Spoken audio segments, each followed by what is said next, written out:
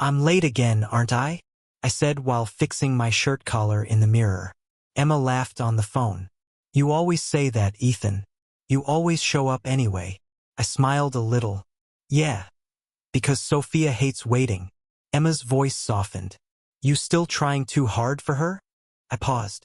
She's my fiancée, Em. Of course I try. Trying is fine, she said. But losing yourself isn't. I didn't answer that. I just grabbed my coat. When I reached the office lobby, my assistant greeted me. Sir Ethan, morning meeting is ready. Mr. Michael is already inside. I nodded. Tell him I'm coming. She hesitated. Also, Miss Sophia called 3 times. I stopped walking. What did she want? She said you didn't reply to her message about the dinner tonight. I sighed. Tell her I'll be there. But even as I said it, I felt something strange. Like I was always trying to catch up to her expectations. Inside the meeting room, Michael Hayes looked at me seriously. You're distracted, he said. I forced a smile. I'm fine. He leaned back. A man who is fine doesn't check his phone every 2 minutes. I stayed quiet. He continued, Sophia again? I nodded slightly. Michael shook his head. You love her more than your own focus. I replied quickly, love is not weakness. He smirked. Sometimes it is. That hit harder than I expected. Later that evening, I met Sophia outside her office building. She stepped out in a black dress, looking perfect, like always. You're late, she said coldly. I smiled. I came as fast as I could. She looked at me like she was studying a report. Fast isn't enough, Ethan. I frowned. What do you mean? She crossed her arms. Daniel was here today. I felt something tighten inside me. Again. She nodded. He offered me a partnership deal. Real growth. Real power. I forced calm. And you believe him? She looked away. I believe results. That sentence stayed in my chest like a stone. We walked toward her car. I tried to speak softly. Sophia, I'm working hard too. I just need time. She stopped walking. Time? She repeated. Do you know what CEOs don't have? Time. I clenched my jaw. Not everyone becomes CEO overnight. She looked at me sharply. Exactly my point. I didn't reply. For the first time, silence between us felt heavy. We sat in the car, but she didn't hold my hand like before. Instead, she checked her phone again and again. I finally asked, Are you okay? She nodded without looking at me. I'm just thinking about my future. I tried to smile. We are the future. She finally turned to me. No, Ethan, she said quietly. You are my present problem. My heart dropped. We didn't talk much after that. When I dropped her home, she didn't say goodbye properly. Just one line. Dinner tomorrow. Important event. Don't be late. I nodded. What's it about? She paused at the door. Then she said, You'll know tomorrow, and walked inside. I stood there alone for a long time. My phone buzzed. Emma texted, Don't let her make you feel small. I stared at it. Then I whispered to myself, Am I small? Or am I just not enough? The night wind felt colder than usual. And for the first time, I felt like something inside my relationship was quietly breaking. That night I couldn't sleep. I kept hearing her words again and again. You are my present problem. I sat on my bed and called Emma. She picked up quickly. Ethan, it's late. I said softly, Do you think I'm really not enough? Emma sighed. Why are you asking that again? I heard it from her mouth, I said. Like I was nothing. There was a pause. Then Emma said, People who love you don't make you feel like a problem. I closed my eyes. She's changed. Or maybe you're just seeing her clearly now, Emma replied. That hit me more than I expected. Next evening, Sophia texted me. Sophia, wear something formal. No excuses. I replied, What's this dinner really about? No answer. Just 3 dots. Then nothing. I stood in front of the mirror, adjusting my suit. My phone rang. Unknown number. I picked up. A man's voice said, Mr. Carter tomorrow will decide your place in her life. I froze. Who is this? I asked. but the call already ended. And I knew tomorrow wasn't just a dinner anymore. The restaurant felt too quiet when I walked in. Sophia was already there. She didn't smile. "Sit," she said. I sat across from her. "You said this was important." She nodded. "It is." I looked around. "Where is everyone?" She replied calmly. "They'll come soon." Something in her voice felt different, colder. I leaned forward. "Sophia, you're scaring me." She didn't answer. Instead, she checked her phone again. One by one, people started arriving. Her friends, business partners, even Daniel Brooks. I stood up immediately. "Why is he here?" Sophia finally looked at me. "Because he's part of my future discussions." I frowned. "Future discussions?" Daniel smirked as he sat beside her. "Relax, Ethan." I ignored him. "Sophia, what is going on?" She took a slow breath. Then she said, "I called you here to end things properly." My heart dropped. I forced a laugh. "End what?" She looked straight at me. "Our engagement." The room went silent. I felt like the air was pulled out of my lungs. "You're joking," I said quickly. She shook her head. "I'm serious." I stepped closer. "Because of him?" Daniel raised his hands. "Don't involve me emotionally." I snapped, "Stay out of this." Sophia's voice cut through. "Enough." I froze. She continued, "This isn't about Daniel.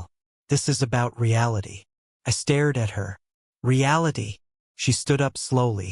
"I built my career carefully. I worked for years to reach where I am," she said. "And you?" She paused, then said, "You are not enough for that future." The words hit harder than anything I had ever heard. I whispered, "Not enough." She nodded. "Love alone cannot build the life I want." I shook my head. "We planned a wedding." She replied, "I planned a future." That difference broke something inside me. I looked around the table. Everyone was watching me, waiting for my reaction. I felt my hands shaking. I turned back to her. "So this is it? You just end everything in front of everyone." She removed the engagement ring slowly and placed it on the table. "I can't do this anymore, Ethan." My voice cracked. "Sophia, please." She didn't move. Daniel leaned back, smiling slightly like he had already won. I saw that smile, and I hated it. I spoke again, softer this time. "We loved each other." She looked away. "Maybe you did." That sentence broke me completely. I stepped back. No one spoke. Even her friends avoided my eyes. I felt trapped inside a silence that screamed louder than words. I picked up the ring, looked at it for a long moment, then placed it back on the table. My voice was low. "If I was never enough, why did you accept me before?" She replied instantly, "Because I believed you would grow." I nodded slowly. "And now," she said, "now I see the truth." I laughed once, not because it was funny, because it hurt too much to stay silent. "So I'm just a mistake to you now?" She didn't answer. That was her answer. I turned toward the door. Daniel said behind me, "Take care of yourself, Ethan." I stopped walking, didn't turn, just said, "You can have her world." Then I left. Outside, the air felt heavy. I walked without direction. My phone rang. "Emma." I answered immediately but couldn't speak. "Ethan?" she said worriedly. "What happened?" I finally whispered, "It's over." Her voice softened. "Come home." I didn't even realize I was crying until she said, "Don't stay alone." Later that night, I sat in my apartment in silence. Emma was there, placing a glass of water beside me. She said gently, "She doesn't deserve your silence." I didn't respond. She sat next to me. "You're worth more than how she treated you." I looked at her. "Am I?" She nodded. "Yes." Far away, in a large mansion, my grandmother Grace Carter was reading a business report. She closed it slowly, then said to herself, "He's been hiding too long." She picked up her phone. "And now," she whispered, "it's time he comes back." And for the first time that night, I didn't feel just heartbroken. I felt like something inside my life had completely ended. I was sitting alone in my apartment when Emma burst in without knocking. "Ethan, have you seen the news?" she shouted. I frowned. "What news?" She threw her phone at me. "Open it." I stared at the screen. A headline: Top 10 Newly Appointed CEOs of the Year Released. I blinked. "Why are you showing me this?" Emma grabbed my arm. "Scroll down." I scrolled, and then I saw it. My name: Ethan Carter, newly appointed CEO, Carter Global Holdings. I froze. "That can't be right," I whispered. Emma stared at me. "Tell me this is a joke." I shook my head slowly. "I didn't apply for anything." My phone immediately started ringing. Unknown numbers, reporters, business channels. Emma said quickly, "What is going on with you?" I stood up. "I need to call my family." She grabbed my wrist. "Ethan, what did you hide from me?" I hesitated. "I didn't hide. I just didn't tell everything." She narrowed her eyes. "That sounds exactly like hiding." Before I could answer, my phone rang again. This time, my assistant from work. "Sir, the entire company is in chaos," she said. "Everyone is talking about you." I closed my eyes. "Talking about what exactly?" She replied, "They're saying you are the new CEO." I turned on the TV. Every news channel was showing my face. Breaking news banners. Business analysts speaking fast. Emma whispered, "Ethan, what are you?" I didn't answer, because I didn't even know how to explain it. My phone rang again. This time, Sophia. I hesitated. Then I answered. Her voice was sharp. "Ethan, what is this?" I said quietly, "I don't know what you're seeing." She laughed once. Not a happy laugh. "You don't know? Your name is everywhere." I sat down slowly. "Sophia, I swear I didn't plan this." She went silent for a second. Then said, "CEO of Carter Global Holdings?" I didn't respond. She continued, voice shaking now. "You told me you were just an employee." I said softly, "I was trying to live normally." She snapped, "You lied to me." I raised my voice slightly. "I never lied. I just didn't tell you everything." Silence. Then she said, "So everything, your confidence, your calm, it was real?" I replied, "Yes." Another silence. Then her voice changed. Lower. Different. "I left you," she whispered. I didn't answer.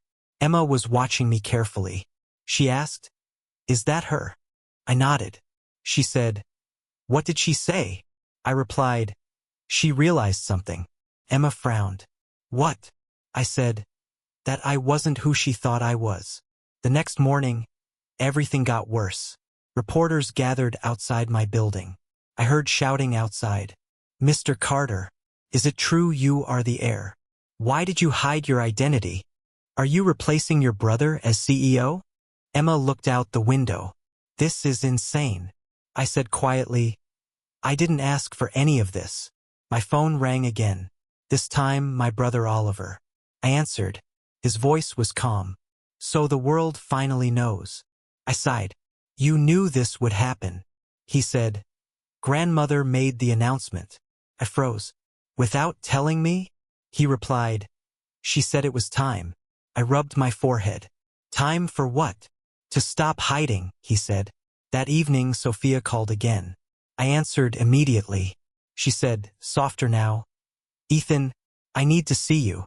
I replied, "Why?" Her voice broke slightly. "I didn't know who you were." I said, "You knew me." She whispered, "Not this version of you." I stayed silent. She continued, "I made a mistake." I closed my eyes. "Mistake?" She said quickly, "I didn't mean what I said at the dinner." I replied, "You said I wasn't enough." Her voice cracked. I was wrong. I didn't respond, because I finally understood something. She didn't miss me. She missed the version of me she never bothered to understand. Later that night, Emma sat beside me. She said softly, "What are you going to do now?" I looked at the news still playing on TV. My name everywhere. My face everywhere. And I said quietly, "Now, I stop being invisible." Somewhere far away, I knew Sophia was watching the same news. And for the first time, I wasn't the one chasing anyone. The boardroom felt colder than I remembered. I stood at the long table, looking at faces I had only seen in reports before. Michael Hayes leaned toward me and whispered, "Breathe. Don't show doubt." I nodded slightly. "I'm fine." He gave a small smirk. "Everyone says that on day one." I looked around. "So this is it? My first day as CEO?" Michael replied, "No, this is your first test." A senior board member spoke. "Mr. Carter, your appointment surprised many of us."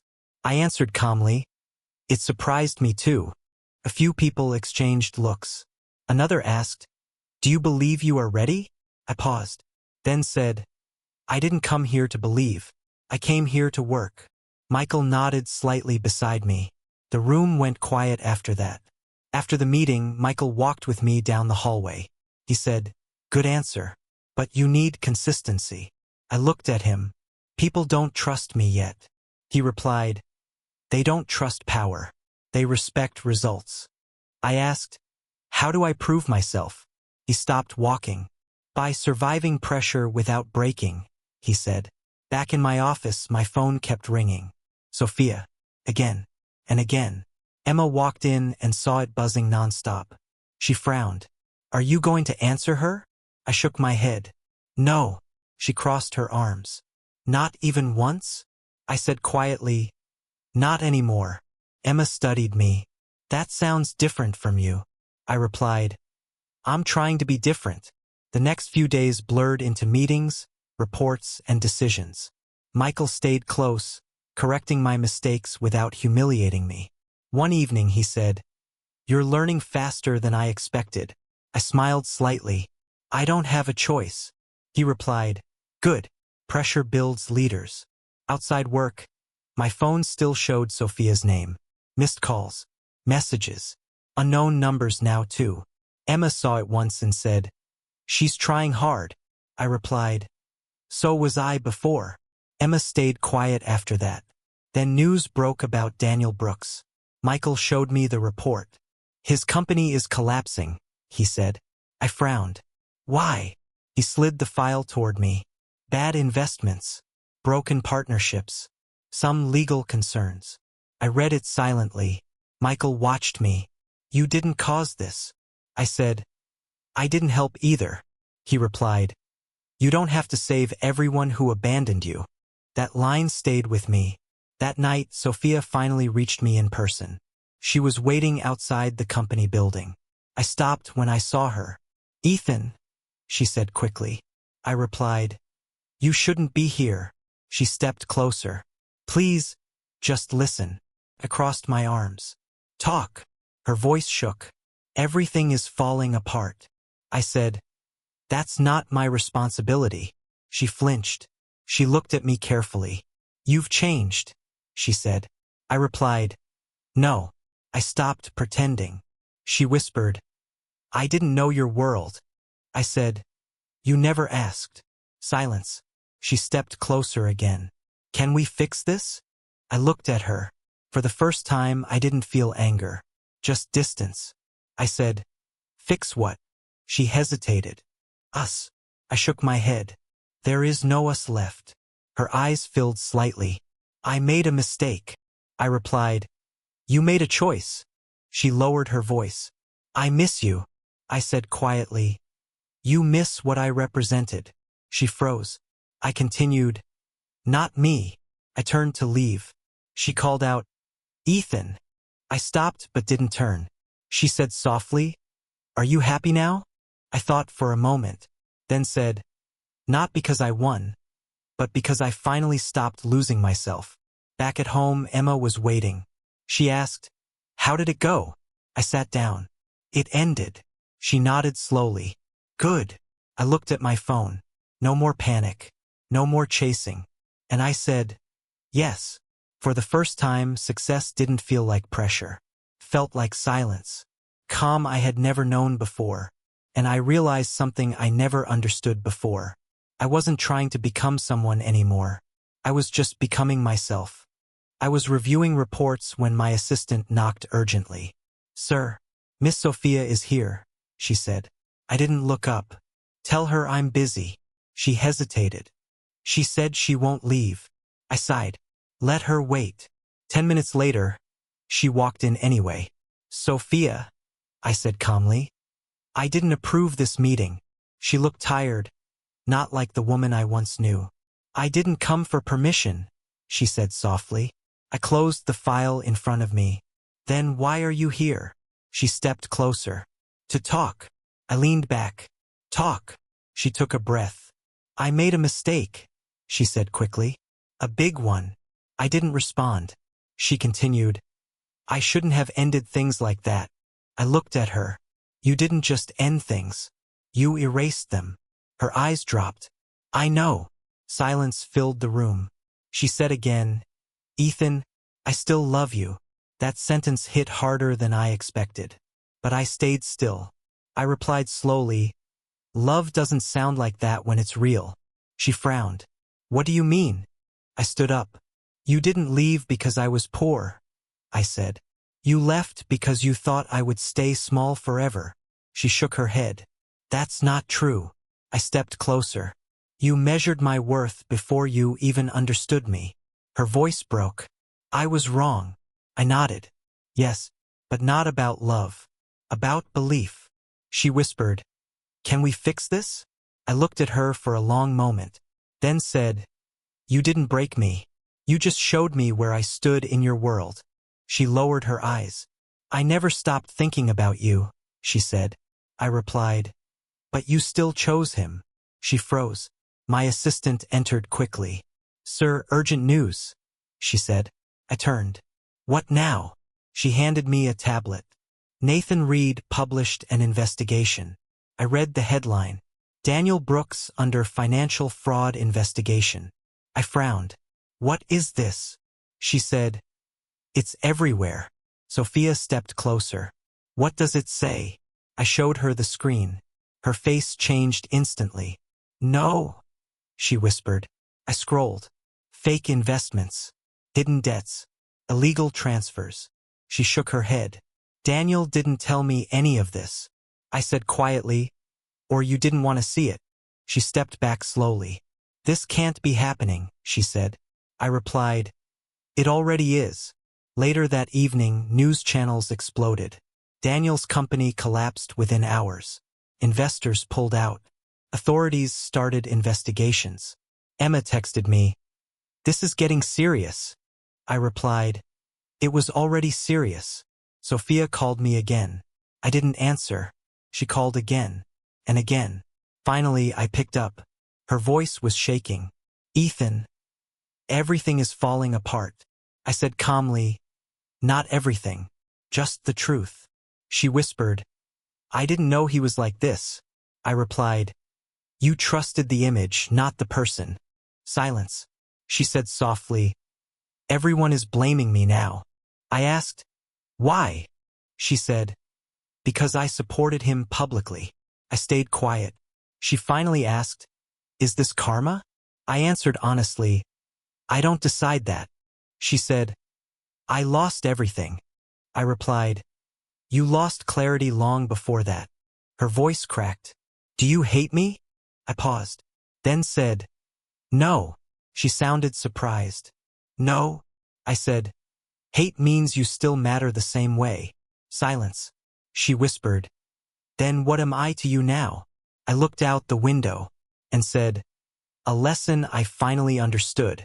She didn't respond. The call ended. Emma walked in later. She saw my expression. That was her. I nodded. She asked, What did she want? I said, To go back. Emma frowned. And, I replied, There is no back anymore. That night, I sat alone longer than usual. The city lights felt different, quieter, and for the first time I realized something important. Some people don't regret losing you. They regret what you became without them. I was in my office when Michael walked in without knocking. You need to see this, he said. I looked up. What now? He placed a folder on my desk. Daniel Brooks. I sighed. I already know he's collapsing. Michael shook his head. This is deeper. I opened the folder. Reports. Bank freezes. Legal notices. Michael said, investigations expanded overnight. I leaned back. So it's real now. He replied, it was always real. Just hidden. My phone buzzed. Emma texted, the news is everywhere. Are you okay? I replied, I'm fine. Michael looked at me. You don't look fine. I said, I'm not involved in this. He replied, you're connected to everything now. Meanwhile, Sophia tried calling again. I didn't answer. Michael noticed. Still her. I nodded. He said, she's losing contracts too. I frowned. Because of Daniel? He shook his head. Because of association. Later that afternoon, Emma came to my office. She said, people are talking outside. They think you planned all this. I looked at her. I didn't. She nodded. I know. But they don't. I leaned back. Let them talk. She sat down. Sophia called me. I looked up. Why you? Emma said. She couldn't reach you. I stayed silent. Emma continued. She sounded broken. I said, that's not my responsibility anymore. Emma studied me. You're really detached now. I replied, I had to be. That night, news broke again. Daniel's company officially filed for bankruptcy. Michael sent me a message. It's over for him. I stared at it for a long time. No reaction. No satisfaction. Just silence. The next morning, I received a call from an unknown number. I answered. A tired voice said, Ethan Carter? Yes, I replied. It was Richard Blake, Sophia's father. He said, I owe you an apology. I stayed quiet. He continued, I pushed my daughter toward this world. Status, money, power. I said calmly, she made her choices. He replied, but I shaped her thinking. Silence. He said, I thought you weren't good enough for her. I replied, she thought the same. He paused, then said, I was wrong. Later that day, Sophia came again. This time, I let her in. She looked exhausted. No makeup, no confidence. Just someone standing after losing everything. She said softly, it's all gone. I replied, I know. She looked at me. You're not surprised? I said, no. She asked, why? I answered, because lies don't last long in the real world. She stepped closer. I lost clients, friends, respect. I nodded. That's how systems work. She whispered, I didn't think it would go this far. I replied, most people don't until it does. She sat down slowly. Do you feel better now? She asked. I frowned. Better than what? She said. Than before. When I left you. I thought for a moment. Then said, no. She looked confused. No. I shook my head. This isn't about better. She whispered. Then what is it about? I looked at her carefully. It's about truth catching up, I said. She lowered her head. My mother won't even look at me, she said. I replied, because she's realizing the cost of priorities. She said, my father told me he was wrong. I nodded. He told me too. Silence filled the room. She finally asked, was I just a lesson to you? I answered honestly, no. She looked up quickly. I continued, you were my turning point. Her eyes filled. I didn't want this, she said. I replied, nobody does, but choices still build outcomes. She stood up slowly. I don't know how to fix myself, she said. I said quietly, that part isn't mine anymore. She walked toward the door. Before leaving, she said, do you ever think about us? I paused, then said, I think about who I became after us. She nodded slowly and left. Emma came later. She said, that was her final visit, wasn't it? I nodded. She asked, how do you feel? I looked out the window and said, like I don't need closure anymore. That night, I realized something simple. Karma didn't rush. It just arrived exactly when it was supposed to. And when it did, it didn't need my help. I was leaving the office when I saw her again. Sophia stood near the entrance, waiting, not like before. No confidence, no control, just waiting. I stopped walking. "Why are you here?" I asked. She looked at me instantly. "I needed to see you." I sighed. "We already ended this." She nodded. "I know." But she didn't leave. I crossed my arms. "Say what you need to say." She took a shaky breath. "I was wrong," she said. I didn't respond. She continued, "About everything." I looked at her carefully. "That's a big list." She gave a small broken laugh. "It is." Then her voice cracked. "I lost you. And I didn't even understand what I had." I stayed quiet. She stepped closer. "I thought success meant everything." I replied, "And now?" She whispered, "Now I know it doesn't." Her eyes filled. "I threw away real love," she said, "for something temporary."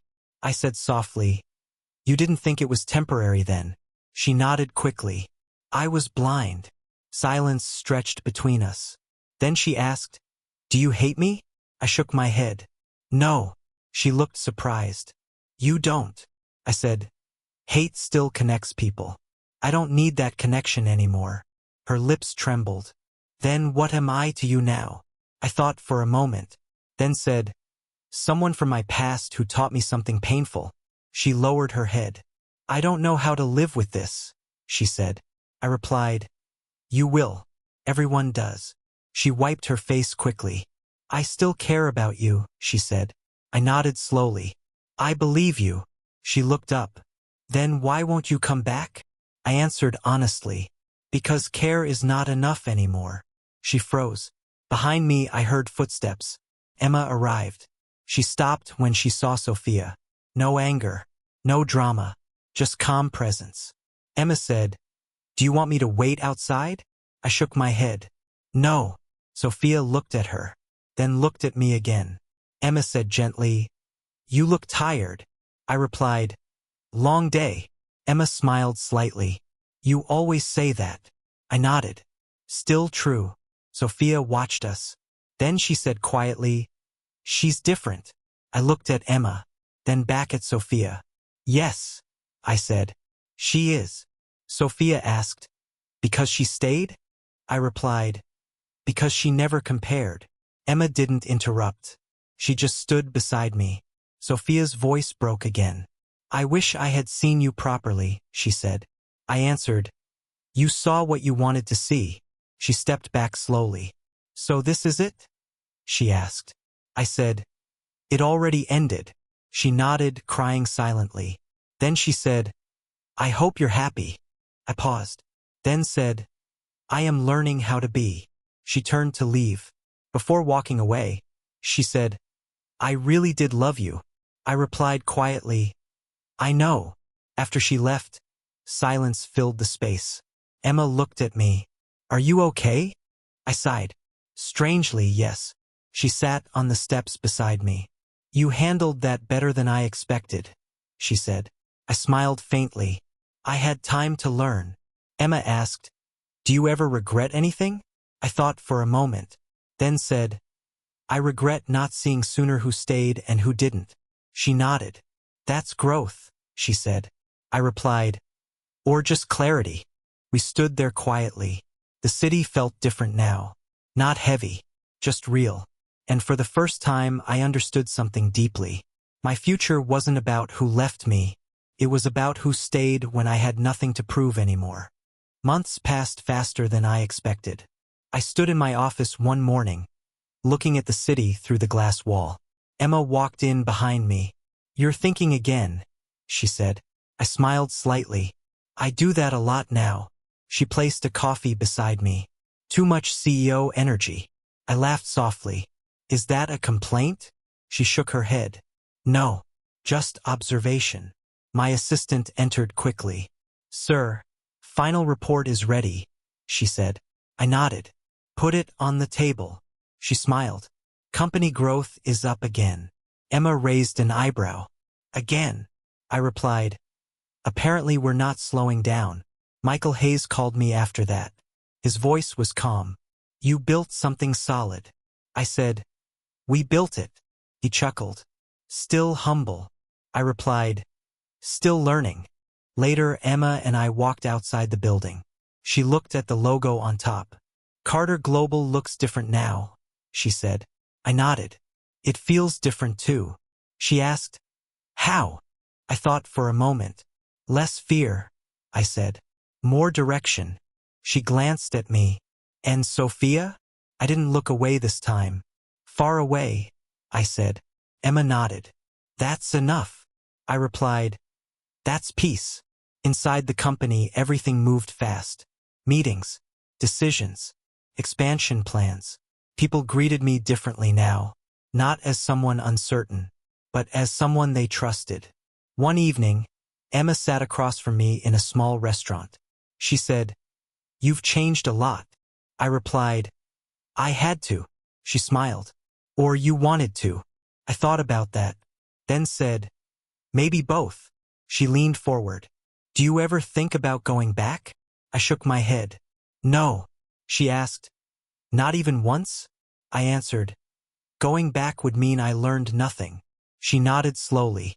"That's the first time I've heard you sound sure," she said. I smiled. "I am." A few weeks later, I stood in front of hundreds of employees. Annual company meeting. Lights bright. Room full. I felt no fear. Just calm. One employee asked, "Sir, what is your biggest achievement?" I paused. Everyone waited. Then I said, "Not the company growth." Silence. I continued, "Not becoming CEO." People leaned in. I looked at them and said, "My biggest achievement is becoming someone who doesn't need approval anymore to feel enough." The room stayed quiet. Then slowly, applause began.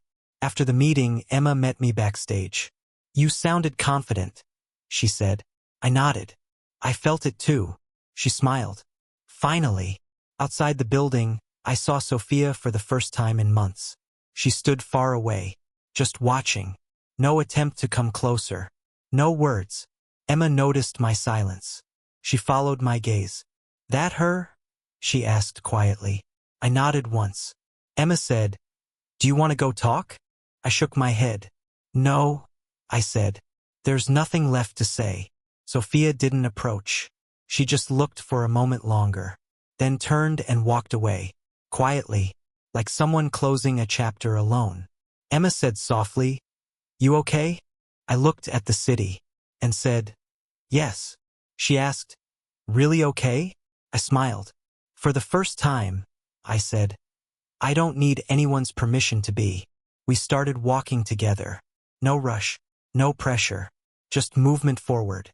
And as I walked, I realized something simple but powerful. I didn't win because I became successful.